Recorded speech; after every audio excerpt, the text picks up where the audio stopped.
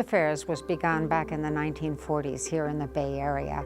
There had been a forum at which leaders from all around the world came together and agreed to create the United Nations. And when they left, when the forum was over, it became clear that the citizens of the Bay Area wanted to keep the conversation going.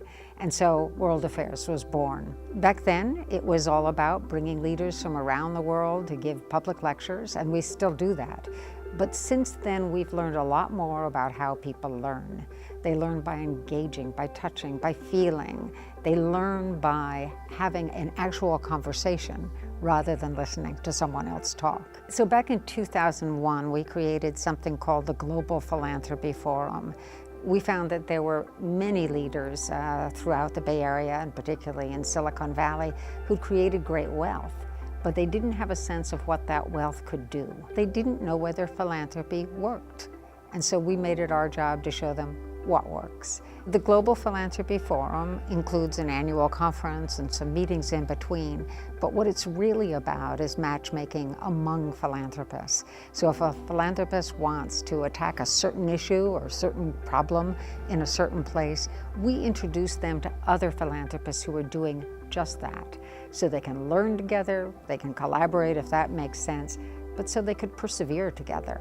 And now, not only is there the Global Philanthropy Forum, but there are regional affiliates. There's a Brazil Philanthropy Forum, an Africa Philanthropy Forum, and we're watching the phenomenon of strategic philanthropy spreading across the world. But the point is not to give speeches, to talk, to convene more discussions around the globe.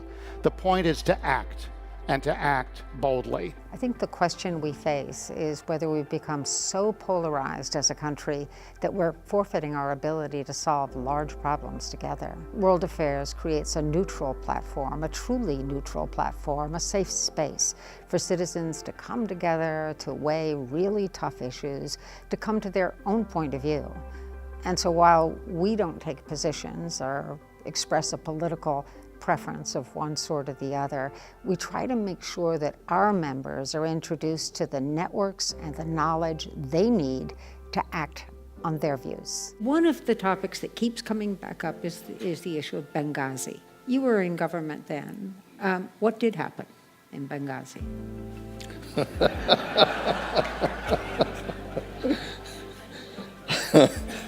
As Secretary of Defense and everybody in the military, we do not leave people behind, and we will go after them and do everything we can to rescue them. And that's what happened here. So throughout our programming, we bring together leaders from the private sector, from the public sector, government, and from the philanthropic sector or citizen sector, because we believe that that's where the solution to really hard problems lies. This wonderful forum where you get people sharing experiences, inspiring one another.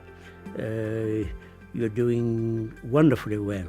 I think what we have is a real relationship of trust with our members and with the citizens who come and join in our conversations.